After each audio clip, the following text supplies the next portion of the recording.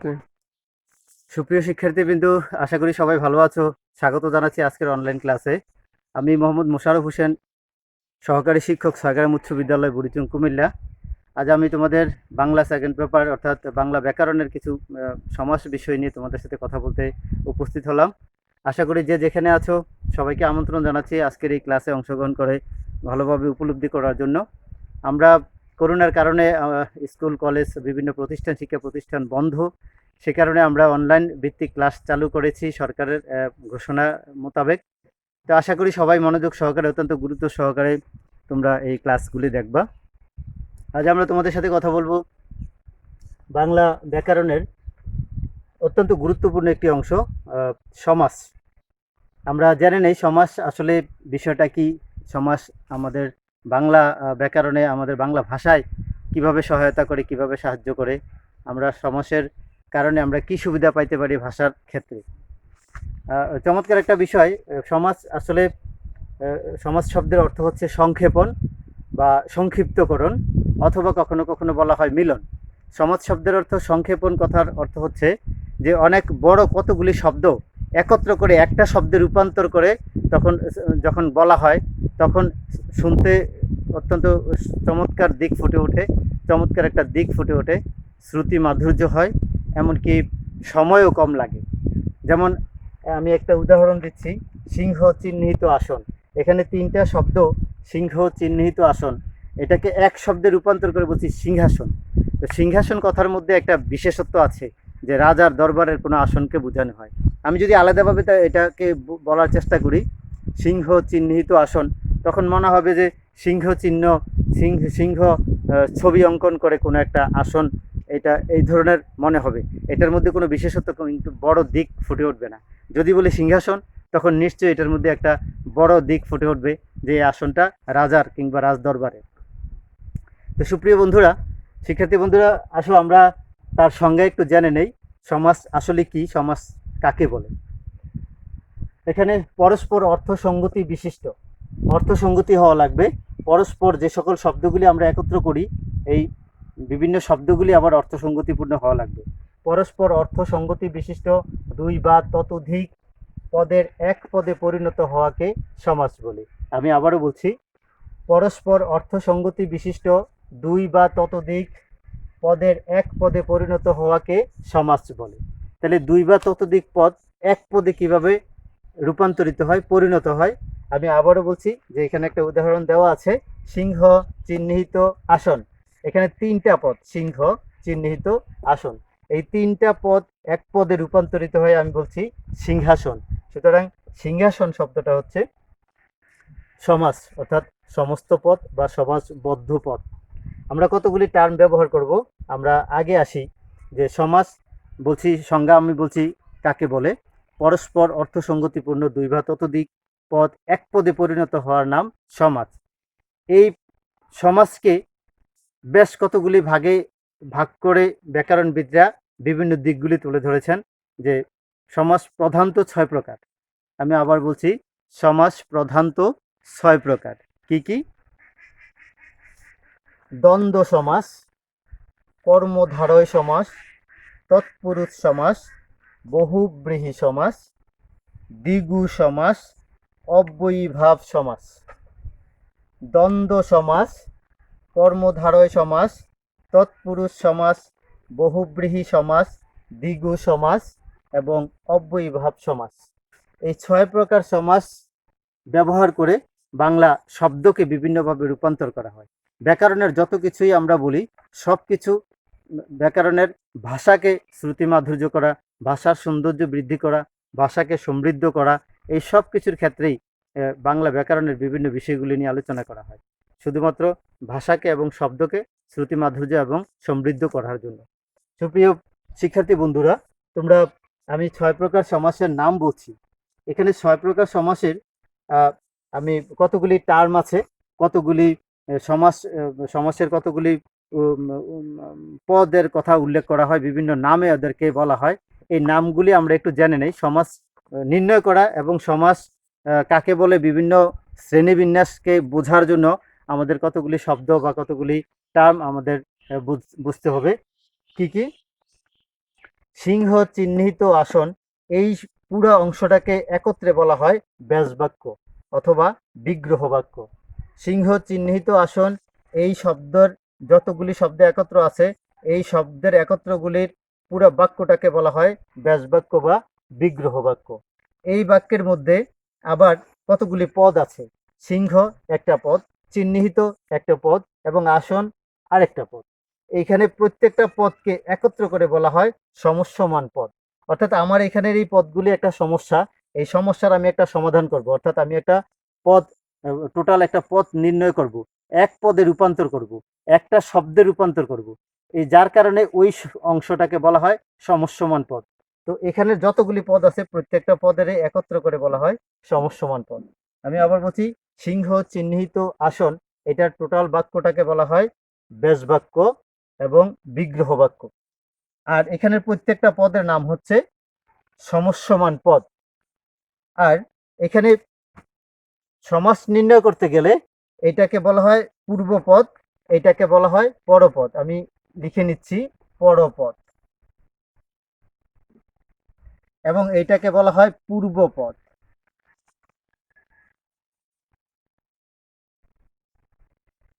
সমাস নির্ণয় করার পরে সমাসের মধ্যে কিছু বৈশিষ্ট্য পরিলক্ষিত হয়। এই বৈশিষ্ট্যগুলি হচ্ছে কখনো কখনো পূর্বপদ প্রাধান্য পায় সমাসবদ্ধ পদে, আবার কখনো কখনো পরপদ প্রাধান্য পায়, আবার কখনো কখনো পূর্বপদ এবং পরপদ উভয় পদেই প্রাধান্য পায়। তো সেই কারণে আমরা এই টার্মগুলি একটু জেনে নেওয়ার দরকার, যে সমাসের নির্ণয় করার পূর্বে পুরো টোটাল বাক্যটাকে বলা হয় সমাসবদ্ধ পদ, এবং প্রত্যেকটা পদ একত্র করে, প্রত্যেকটা পদকে একত্র করে বলা হয় সমস্যমান পদ, এবং প্রথম পদটাকে বলা হয় পূর্বপদ, পরের সর্বশেষ পদটাকে বলা হয় পরপদ।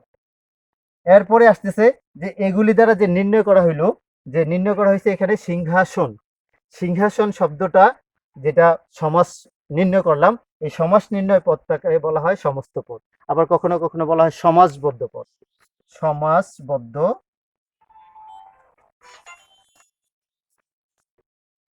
সমাসবদ্ধ পদও বলা হয়। তো সিংহাসন শব্দটার মধ্যে দুইটা বিষয় এখানে উপস্থিত আছে, একটা হচ্ছে সিংহ আর একটা হচ্ছে আসন। তাহলে সিংহ হলো পূর্বপদ, আমার এখানে সিংহ ছিল পূর্বপদ, আমি এখানে মার্ক করছি যে সিংহ হচ্ছে পূর্বপদ, এবং সিংহাসনের মধ্যে আসন হচ্ছে পরপদ, আমার এখানে মার্ক করা ছিল পরপদ। সুতরাং উভয় পদ এখানে, পূর্ব এবং পর উভয় পদের এখানে প্রাধান্য আছে। তারপরে উভয় পদ এখানে আছে, কিন্তু প্রাধান্য কোনটা পাইছে? আমাদের এখানে প্রাধান্য পাইছে কোনটা? আসন। সিংহাসন, সিংহাসন, আসন শব্দটা এখানে প্রাধান্য পাইছে। আমরা আবার একটু দেখে নেই যে এই টার্মগুলি ব্যাসবাক্য বিগ্রহ বাক্য কাকে বলে। সমস্ত পদকে ভাঙ্গে বা বিশ্লেষণ করে, সমস্ত পদকে ভেঙ্গে বা বিশ্লেষণ করে যেই পদগুলি পাওয়া যায়, এই পদগুলির নাম হচ্ছে সমস্যমান পদ, এবং এই পদগুলিকে একত্র করে যে বাক্যটা তৈরি করা হয়, এই বাক্যটাকে বলা হয় ব্যাসবাক্য বা বিগ্রহ বাক্য। সুপ্রিয় শিক্ষার্থী বন্ধুরা, আমরা আরেকটা বিষয়ে একটু আলোকপাত করি। যেখানে আমি বলছিলাম দ্বন্দ্ব সমাস। সমাসের প্রত্যেকটা সমাস কিন্তু বিভিন্ন ভাগে আবার বিভক্ত, এবারে শ্রেণীবিন্যাস করা আছে প্রতিটা সমাস।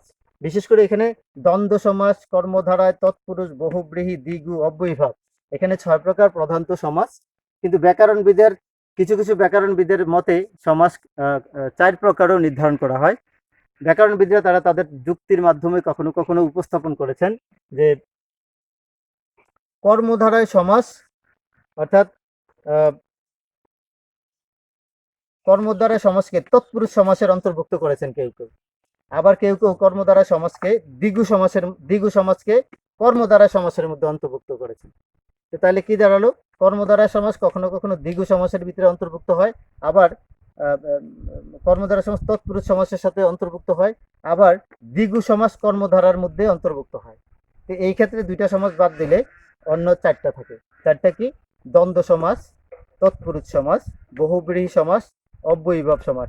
এই 4টা সমাসে অনেক ব্যাকরণবিদ মত দিয়েছেন যে সমাস 4 প্রকার। মূলত আমরা এখনকার আলোচনা করব 6 প্রকার নিয়ে, যেহেতু সর্বসাধারণ এবং বেশিরভাগ ব্যাকরণবিদেরই ধারণা এবং তাদের মতটাই গ্রহণযোগ্য যে সমাস হচ্ছে 6 প্রকার। তো 6 প্রকার সমাসের আমি এখানে সংজ্ঞা এবং বিশ্লেষণ ব্যাখ্যা, এগুলি প্রত্যেকটা আলাদা আলাদাভাবে পরবর্তী ক্লাসে আমি তোমাদেরকে দেখানোর চেষ্টা করব। সুপ্রিয় শিক্ষার্থী বন্ধুরা, এখানে কিছু বৈশিষ্ট্য আবার কিন্তু পরিলক্ষিত হয়। সমাস, দ্বন্দ্ব সমাসের একটা বৈশিষ্ট্য উভয় পদ প্রধান, অর্থাৎ দ্বন্দ্ব সমাস উভয় পদ, যে পূর্বপদ এবং পরপদ তাকে বলা হয় উভয় পদ। তো পূর্বপদ এবং পরপদ উভয় পদেই প্রাধান্য থাকবে, এটার একটা বৈশিষ্ট্য। এটা কোন সমাস? এটা হচ্ছে দ্বন্দ্ব সমাস। যেমন ভালো ও মন্দ, ভালো ও মন্দ, একসাথে আমরা বলি ভালো মন্দ, আমরা একসাথে বলি ভালো মন্দ। তো ভালো মন্দ হচ্ছে সমাসবদ্ধ পদ, ভালো ও মন্দ এই হচ্ছে ব্যাসবাক্য। তো এখানে উভয় পদেই আছে, ভালো মন্দ দুটো পদে এখানে প্রধান আছে। সুতরাং এদিক থেকে এটা হচ্ছে দ্বন্দ্ব সমাসের বৈশিষ্ট্য। আমরা দ্বিতীয় কর্মধারয় সমাসের বৈশিষ্ট্য, সেটা হচ্ছে পরপদ প্রধান থাকে। পরপদ প্রধান থাকে, এখানে পূর্বপদ এবং পরপদ উভয় পদের প্রাধান্য নাই, প্রাধান্য বিস্তার করে পরপদ। তার পূর্বের পদ কিছুটা থাকে, কিন্তু প্রধান হয়ে দেখা দেয় পরপদ। নীল যে আকাশ, নীল যে আকাশ, নীল আকাশ, নীল আকাশ, এখানে আকাশকে প্রাধান্য দেওয়া হয়েছে। নীল আকাশ, নীল যে আকাশ, আকাশ সম্পূর্ণ তো আছে আছে, প্রাধান্যের দিক থেকে, ব্যাখ্যা বিশ্লেষণের দিক থেকে কোন শব্দটা বেশি প্রাধান্য পায়? এখানে আমাদের নীল আকাশ, আকাশ নীল না কেমন সেটার বিষয় না, বিষয় হচ্ছে আকাশ, আকাশকে প্রাধান্য দেওয়া হয়েছে। অপরপক্ষে তৎপুরুষ সমাস পরপদ প্রধান, তৎপুরুষ সমাসেও কর্মধারয় সমাসের ন্যায় তৎপুরুষ সমাসও কিন্তু পূর্বপদ প্রধান, পরপদ প্রধান, পূর্বপদ না না হয়ে পরপদ প্রধান। যেমন রান্নার জন্য ঘর, রান্নাঘর, রান্নার জন্য ঘর, রান্নাঘর, এখানে রান্নার জন্য এইটা কিন্তু মূল প্রধান বিষয় না, প্রধান হচ্ছে ঘরটা। আমরা এখানে প্রাধান্য পাচ্ছে ঘর। বিশেষ করে তৎপুরুষ সমাসের মধ্যে কারক এবং বিভক্তির ক্ষেত্রে তৎপুরুষ সমাস চেনার আরেকটা উপায় হচ্ছে বিভক্তি যুক্ত থাকবে ব্যাস বাক্যের মধ্যে। ব্যাস বাক্যের মধ্যে অবশ্যই প্রথমা, দ্বিতীয়া, তৃতীয়া, চতুর্থী, পঞ্চমী এবং সপ্তমী ইত্যাদি বিভক্তির কিন্তু প্রাধান্য থাকবে বিশেষ করে, অর্থাৎ পূর্ব পদে বিভক্তি থাকবে। তো এইটা একটা চেনার উপায়। তৎপুরুষ সমাস বৈশিষ্ট্য হচ্ছে পরপদ প্রধান থাকবে, অর্থাৎ পরপদের সব অর্থটাই কিন্তু প্রাধান্য পাবে। আমি বলছি অর্থের কথা, অর্থটা প্রাধান্য পাবে, শব্দ উভয়টাই আছে কিন্তু অর্থের দিক থেকে পরপদ প্রাধান্য পাবে, সেটা কর্ম দ্বারা পরপদ প্রাধান্য পাবে এবং তৎপুরুষ সমাসও পরপদ প্রাধান্য পাবে। বহুব্রীহি সমাস, অন্য বা ভিন্ন অর্থ প্রকাশ করা হয়। বহুব্রীহি সমাসে অন্য বা ভিন্ন, অর্থাৎ সমাসবদ্ধ পদটা ব্যাসবাক্যের মধ্যে যে সকল পদগুলি ব্যবহার করা হচ্ছে, ব্যাসবাক্যের অর্থগুলি, ব্যাসবাক্যের শব্দের অর্থগুলি তার অর্থ প্রকাশ না করে অন্য কোনো কিছুকে বোঝায়। যেমন আমি এখানে একটা উদাহরণ যদি আমি আনি, পদ্মে পঙ্কে জন্মে যে পঙ্কজ, পঙ্কে জন্মে যে পঙ্কজ, আমাদের আমাদের ব্যবহারিক দিক থেকে পঙ্কজ মানে হচ্ছে পদ্ম ফুল, পঙ্কজ বলা হয় পদ্ম ফুলকে, কিন্তু সত্যিকার অর্থে পঙ্কে মানেই পানির মধ্যে যেগুলি জন্ম হয় সেখানে পঙ্কজ বলা হয়। তাহলে কুচুরিপানা থেকে আরম্ভ করে যে কোনো ঘাস, দুবা, যা কিছু পানির মধ্যে জন্ম হয় সবই কিন্তু পঙ্কজ, কিন্তু এখানে একটা বিশেষ অর্থ প্রকাশ করছে, একটা বিশেষ দিককে রিপ্রেজেন্ট করছে, প্রতিনিধিত্ব করছে। সেটা কি? যে পঙ্কে জন্মে যে, সেই পঙ্কে জন্মে যা, তার দিকে অর্থটা না বলে বলা হয়েছে পদ্ম ফুল। তো পদ্ম ফুল শুধু একটাই তো পঙ্কে জন্মে না, পঙ্কে যা কিছু জন্মে সবই তো বলা যেতে পারে, সুতরাং এখানে পদ্ম ফুলকে মিন করা হয়েছে। তো অন্য অর্থ প্রকাশ করা হয়। নদী মাতা যার, নদী মাতৃক, নদী মাতা যার, নদী মাতা যার, এখানে বলা হয়েছে নদীর মাতা, যেটা নদীর মাতা সেটাকে না বলে বলা হয়েছে নদী মাতৃক, অর্থাৎ নদীর, নদী আবৃত, নদী দ্বারা, নদী বেষ্টিত, এরকমকে বোঝানো হয়েছে। অপরপক্ষে দ্বিগু সমাস, দ্বিগু সমাস পরপদ প্রধান, এখানে এটাও পরপদ প্রাধান্য পায়। শত অব্দের সমাহার শতাব্দী, শত অব্দের সমাহার শতাব্দী, বিশেষ করে দ্বিগু সমাসটা সমষ্টিকে বোঝায়, কোনো কিছুর সমষ্টিকে বোঝায়, একসাথে কতগুলির মিলনকে বোঝায়। দ্বিগু সমাসের একটা বৈশিষ্ট্য হচ্ছে এটা মিলনাত্মক এবং কতগুলি সমাহারকে বুঝাবে, সমষ্টিকে বুঝাবে। যেমন শত অব্দের, অনেকগুলি অব্দের সমাহার, তাকে একত্র করে বলা হয় শতাব্দী। অপরপক্ষে অব্যয়ীভাব পূর্বপদ প্রধান, এখানে একটু ভিন্ন, যে পূর্বপদটার উপরে প্রাধান্য বিস্তার করা হয়, পূর্বপদটা প্রধান হিসাবে অর্থ প্রতীয়মান হয়। সমাসবদ্ধ পদে পূর্ব পদের অর্থ প্রতীয়মান হয় প্রধান হিসাবে। যেমন মিলের অভাব, এখানে অভাবকে আমরা ব্যাসবাক্য হিসেবে নিলাম, কিন্তু মূলত অভাবকে এখানে প্রদান করা হয় নাই। মিলের অভাব, গড় মিল, মিলের অভাব গড় মিল, এই মিল বা গড় মিলকে এখানে বোঝানো হয়েছে, মিলকে বোঝানো হয়েছে, এইটা হচ্ছে অর্থের প্রাধান্য। সুতরাং মিলের অভাব গড় মিল, পূর্বপদ প্রধান, পূর্বপদ প্রধান, এটা হচ্ছে অব্যয়ীভাব সমাস। পূর্বপদ প্রধান বলতে পদটা ওখানে প্রধান হিসাবে থাকবে এরকম না, অর্থের দিক থেকে পূর্বপদ প্রাধান্য পাবে, পূর্বপদের অর্থটা প্রাধান্য পাবে, সেই দিক থেকে অব্যয়ীভাব সমাস হচ্ছে পূর্বপদ প্রধান বৈশিষ্ট্যযুক্ত। সুপ্রিয় শিক্ষার্থী বন্ধুরা, আমরা এতক্ষণ তোমাদের সাথে যে আলোচনা আমি উপস্থাপন করার চেষ্টা করলাম, সেটা হচ্ছে সমাস, সমাসের শ্রেণীবিন্যাস, সমাসের বৈশিষ্ট্য, সমাসের সংজ্ঞা এবং সমাসটা নির্ণয় করার জন্য যে সকল শব্দ আমাদের ব্যবহার করা হয় সমাস নির্ণয়ের ক্ষেত্রে, কোন পদ প্রধান, কোন পদ প্রধান না, অথবা পূর্বপদ, পরপদ, সমসমান পদ, কিংবা ব্যাসবাক্য, বিগ্রহ বাক্য, সমস্ত পদ, সমাসবদ্ধ পদ ইত্যাদি পদকে তোমাদের সামনে তুলে ধরার চেষ্টা করলাম। তার বিস্তারিত আলোচনা পরবর্তীতে আসবে। দ্বিগু সমাস কত প্রকার, কর্মদ্বারা সমাস কত প্রকার, তৎপুরুষ সমাস কত প্রকার, এইভাবে প্রত্যেকটা সমাস কিন্তু আলাদা আলাদা শ্রেণীবিন্যাস আছে। আমরা পরবর্তীতে ক্লাসে তোমাদের শ্রেণীবিন্যাস নিয়ে চেষ্টা করব তোমাদের কাছে চমৎকারভাবে উপস্থাপন করার। এতক্ষণ আমাদের সাথে থাকার জন্য ধন্যবাদ জানাচ্ছি আজকের এই অনলাইন ক্লাসে যারা অংশগ্রহণ করেছিলে এবং পরবর্তীতে আমার এই ক্লাসগুলি দেখবে, সবাইকে আবারও স্বাগত জানিয়ে আজকের মতো আমি আমার এখানে ক্লাস শেষ করছি। ধন্যবাদ সবাইকে আবার।